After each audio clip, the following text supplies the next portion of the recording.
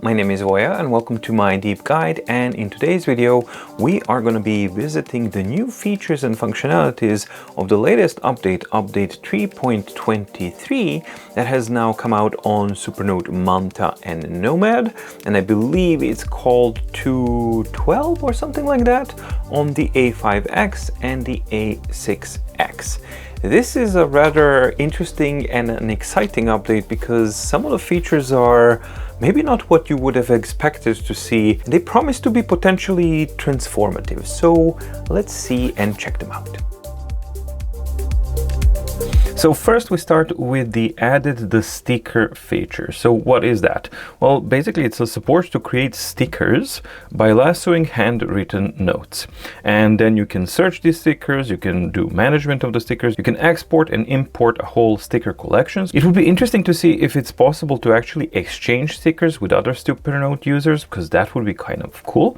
And only sticker collections that are exported using this feature can be imported. So you can't just import on PNG file or anything, it has to be exported from a Supernote so that it can be imported as a sticker. And of course you can back them up by going to backup and restore. Alright, so let's start by drawing roughly a shape that I want my sticker to be of, and then let's add some kind of things to it. There we go. So it's got lots of different little things that I'm just giving it some rim here shape. Okay, so let's go to fine tune, add some more dots around this amoeba. I guess I've decided this is going to be an amoeba, so let's dot out the edges here.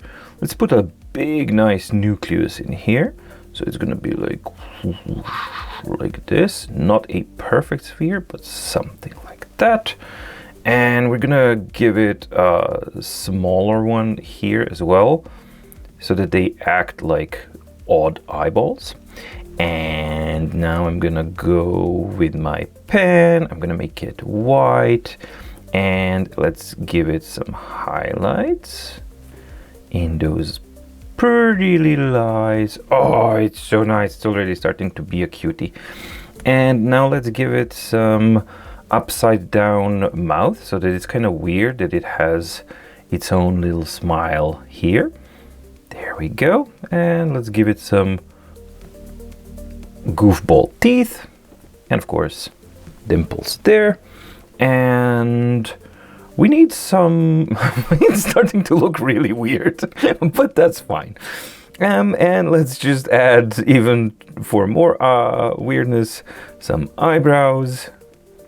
There we go. Oh, you're so awesome. I love you. You're just weird.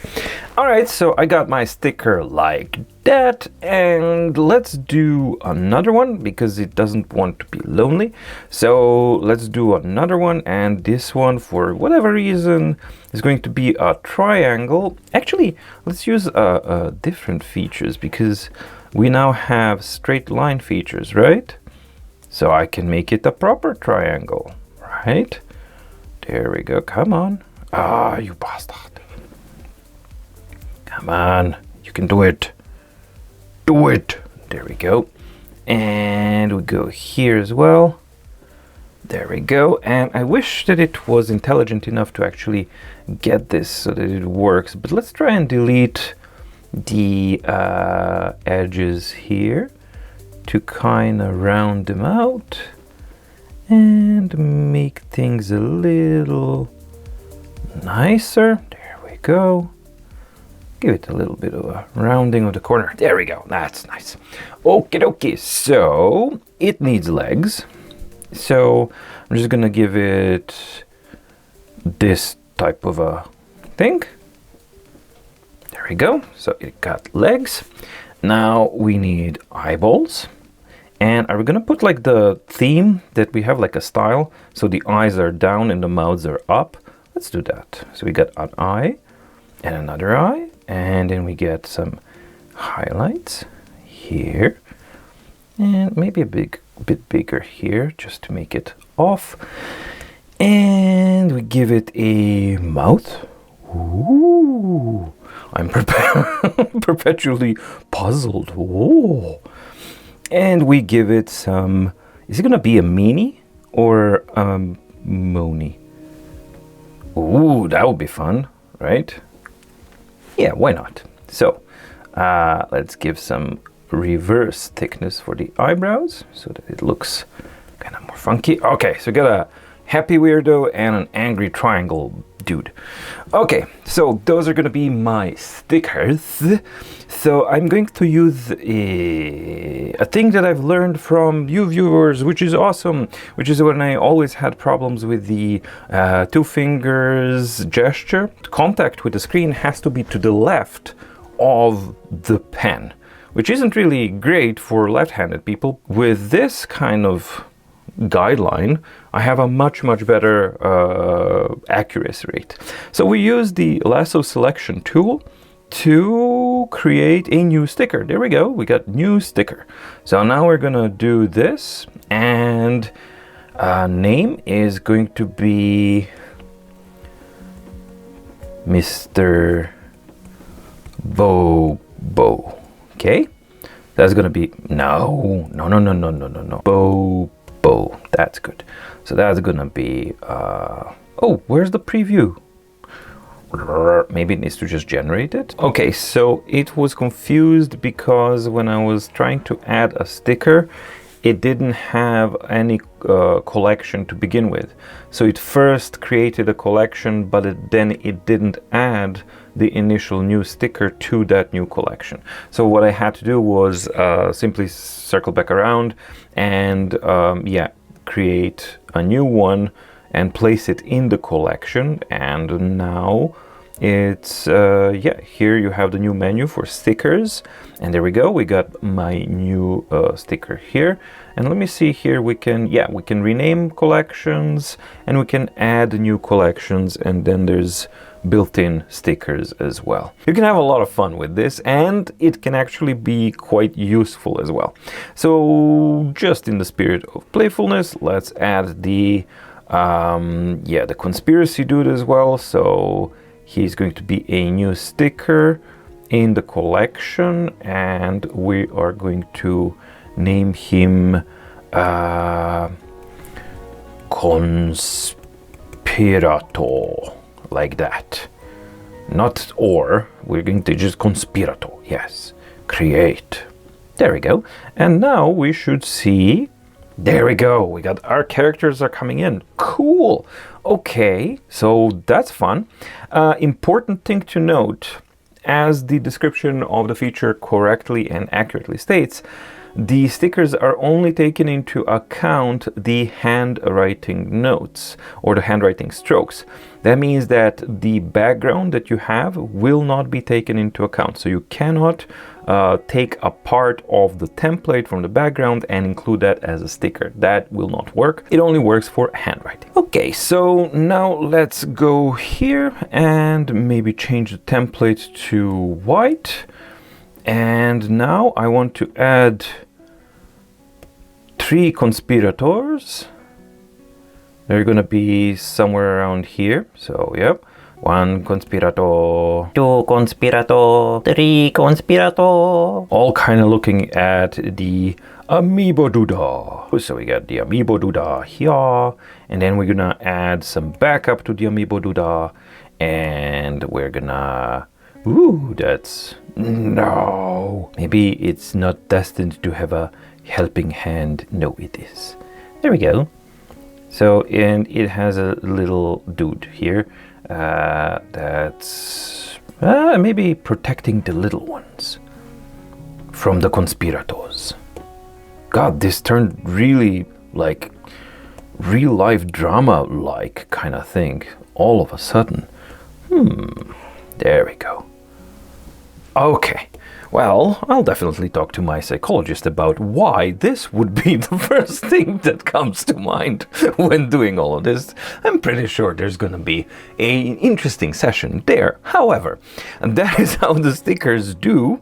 And if we go into built-in ones, and then we're gonna give imagination bubbles to these guys so that we can tell what are they thinking. Oh my gosh, I could spend like a really long time doing these things. And yeah, let's give this dude. Do we have a mirror? Oh, I always forget.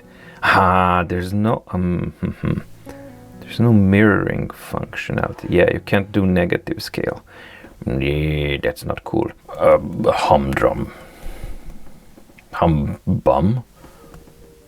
Humbum. Okay, there we go. That is my creation with stickers. So it's really, really cool that you have this kind of feature. At first it felt kind of gimmicky and like, oh, what can you do? But other than having these kinds of things as well, what you can also do is you could turn it into something far more productive. So for example, let's say that I have maybe something like this, and then I can just make a couple of copies of this. So let's just copy here and multiply you like bacteriums 4. Alrighty then, so now I have something like this, and maybe I want to add bullet points to this whole thing for whatever reason. And then I can just do a selection of this, create a new sticker, but this time I would like to place it into a new collection, and this collection is going to be called work. All right, so we got work collection so that we don't get to be boring. So the square indicates which is the selected collection where the sticker will go, and this can be just bullet list. Okay, so we got bullet list, we can create. Okay, and now I should be able to go into my collections, work, and pick the bullet list, place it here, pick another one. I can just plus and then go to the selection set and just paste and paste it again, and presto, I can have some organizational fun as well with this. So it's fun and useful, best of both worlds. In backup you can do the digest. Now you have the stickers as well, and you can restore from the backups themselves. Next one is a big one because they added a new app which is called the InkFlow. And this is an app that is supposed to allow you to transform and use your Supernote tablet as a drawing tablet, sort of like Wacom Intous. That can be potentially a game changer for quite a few people, but it depends on how it works. So let's check it out. All right, so the setup is actually quite simple. So here's my Supernote, and right there we got the Photoshop. That's on my primary screen. I have a 2-screen setup, and that's going to become important a little bit later on, when we start demonstrating this. But the way it works, you first have to connect your Supernote with your computer via the USB-C cable. Once you know that the control is established, then you make sure that the InkFlow app has been installed. And what also should be kind of the case is that you make sure that you are in landscape format, because this is going to mimic. So now by default he is in portrait, and that's not really going to translate that well. As you can see, like I'm moving up and down for me locally, but the cursor is going left and right. So you need to make sure that it flips around. This is the settings icon is going to be in your upper right corner. So that's the indication of where the orientation is. And once it's oriented correctly, then you can see with the screen here that the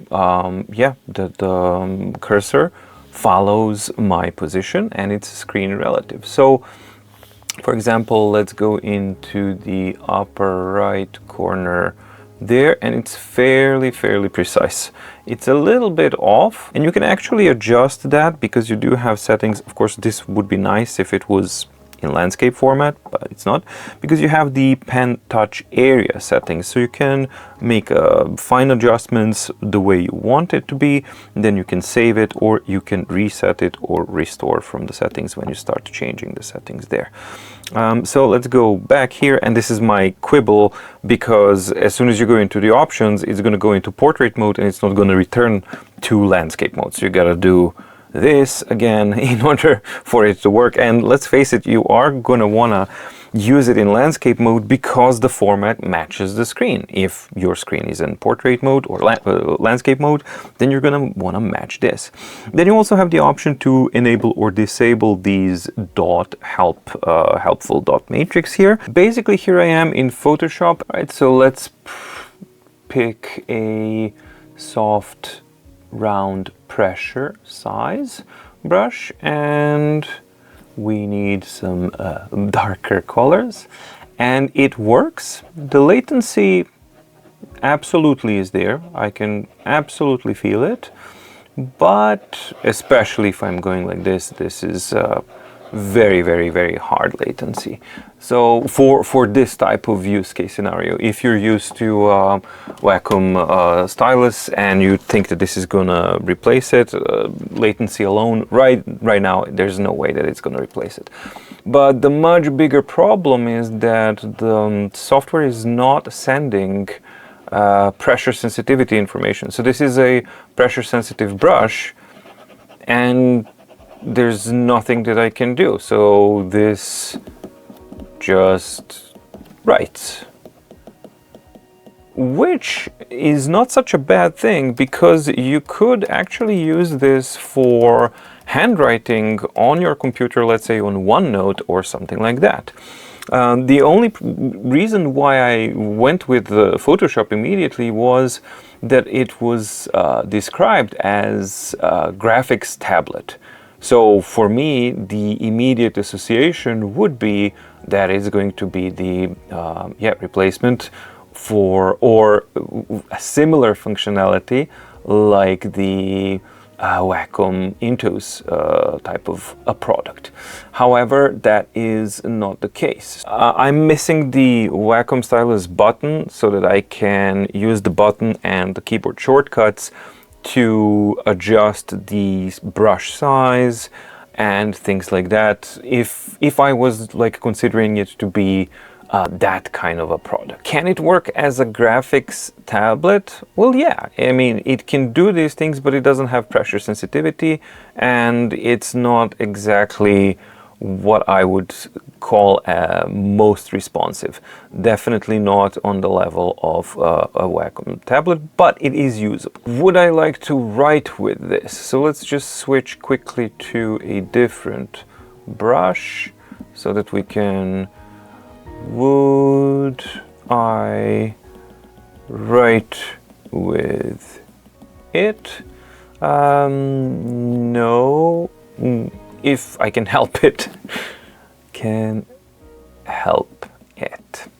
For me, this is a really, really cool thing that you can use your Supernote as your input tablet as well, because it will have different types of functionalities and applications, I'm pretty sure, as an input tablet as well. So definitely, I guess you can do some sketching, you can do some writing, but yeah, no pressure sensitivity. The way that it connects is really, really straightforward and simple, and it works perfectly fine. However, there is an issue, and the issue is that currently I was unable to find an option on Windows where I can set it up that this input method is controlling which of the screens. Because right now it automatically just fits to the primary screen, and as secondary screen I couldn't get it to detect or work with the secondary screen at all. So does it function? Yes, it does. Is it a graphics tablet that it functions as a graphics tablet? I'm sorry, but no. Until it has pressure sensitivity, it cannot be properly used as a graphics tablet. So I may be missing something out here, but I am using a pressure sensitive brush that I know very well. And if I just, pump up the size all the way up to here, I can be as hard or, light of a pressure, but nothing is happening. I have to say that I'm personally underwhelmed because of the pressure sensitivity thing, because without it, I can't really use it for my applications where I would use this kind of thing, because I was very, very excited about the possibility of using something like this. But then again, if your workflow doesn't really require pressure sensitivity at all, then this is definitely something that you can be quite excited about, because as a functionality, it's pretty freaking awesome. I mean, the tablet just got super big extra functionality on top that the platform didn't have to begin with. Promising and interesting, but unfortunately I can't really use it without the pressure sensitivity. But it's pretty cool that it's there. All right, so here are the new Amazon servers that you can use to synchronize your cloud account or Supernote cloud account. And I guess if we go to display and input, we should see language and region here. And then we have system language and the region itself. And let's see how big of a region it is. So let's see, can I have Norway here? Do they have it? Norway. And yes, I do. Okay, cool. So I can set my region to Norway. Have they added new keyboard languages? No, they have not updated languages for hardware keyboards. Boo-hoo. And they've also added an option for the Pogo Pin Switch, which is actually quite interesting, because maybe that means that they are planning to do something with the Pogo Pin Switch. Aha, I have found it. It is in my device. Pogo Pin ?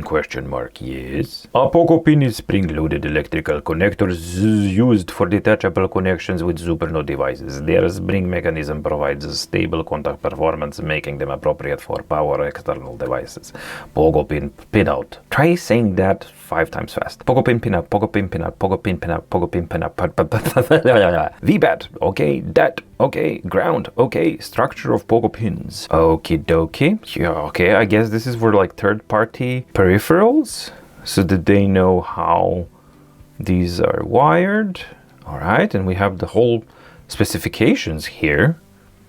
So something is afoot, something is being planned. There you go. That's the Pogo Pin Switch and the wiring and the specifications of the Pogo Pins on the Nomad and the Manta. Along with these new features, we have adjustments where the DMS selection from manual to automatic has been changed, and it's now based on the selected region, and it removes the previous DMS association pages. Then we have a few optimizations, such as in notes. We have improved the speed of opening and switching back to the same note file via recent files, quick access, and files in the sidebar menu, along with optimizing the efficiency of determining whether extra large PDFs can be set as templates for notes, reducing unnecessary wait times.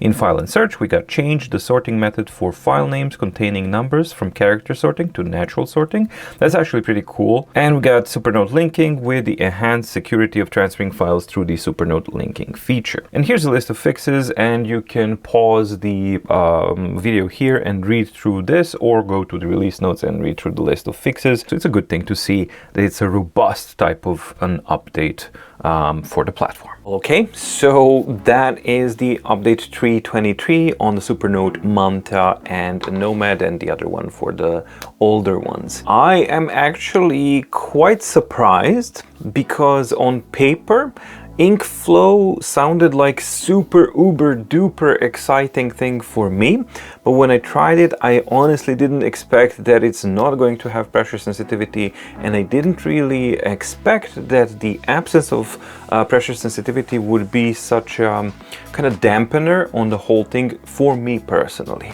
I still maintain that this is an absolutely fantastic addition for a device to actually transform it into something completely new and different, and adds this like really awesome functionality especially if it fits with your own workflow where you're not relying on pressure sensitivity. Does it transform it to be used as a graphics tablet until it has pressure sensitivity functionality? I don't agree with that fully, but that's just my opinion. What I was very much surprised about were the stickers, actually, because when I was watching the demo video with the cutesy music and all that kind of stuff, it was kind of like pushing me away. But when I started to work with it, and just like the idea that I can now build a whole collection of my own doodles and doodads and all that kind of stuff, it is also functional and useful, but it's also really, really fun and something awesome to play with. It just adds this like lovely spice of personality to an already, you know, device that's bursting with personality and a platform that's bursting with personality. So I honestly didn't expect that the stickers would kind of get the hook in me, but they definitely did, because it's like super nice and fun, and I can see myself spending hours and hours doodling and making a whole collection of these things, maybe just like in my pastime to relax. The whole thing is just fun. So that was really nice to see. And then on top of that, you also have a whole slew of adjustments, fixes, and optimizations. So overall, the update 323 on the Supernote platform, Manta, Nomad, A5X, and A6X, is quite a nice thing to see. Let me know in the comments down below what your impressions are and what do you think about all of these additions. Especially do let me know about the InkFlow. Am I missing something? Is there an option to turn on the pressure sensitivity functionality or not? I couldn't really find it in any of the documentation or any of the testing that I've been doing. And also, yet two more questions. Has anyone figured out how you can transfer this to work on the secondary or tertiary screen if you have a 3-screen setup?